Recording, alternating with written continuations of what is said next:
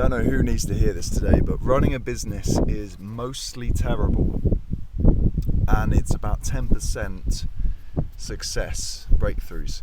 But what happens is your successes are way bigger than your setbacks, so you get luck comes in for the 10% and it boosts you to this next level.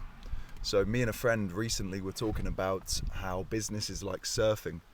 You paddle and paddle and paddle for ages, getting knocked back in the face by giant waves with no sign of the end, no sign of success.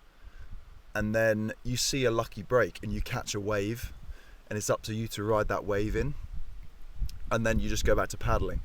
90%, probably 99% of the time, the actual time that goes by is spent doing the hard work, doing the day-to-day slog. It's not flashy at all. And then you catch a wave, you catch a lucky break.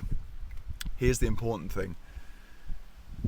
The important thing is that you stay on the board and not on the shore.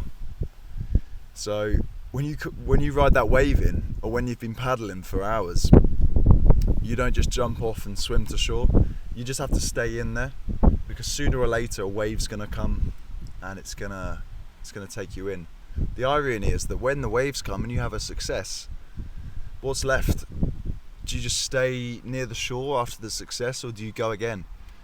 Obviously you go again. You don't quit after you win.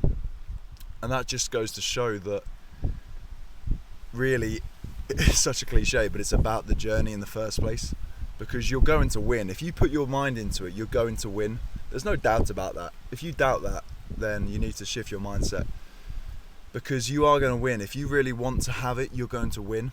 So if you presume that you will win, then suddenly it's not really about the grind, because it's inevitable.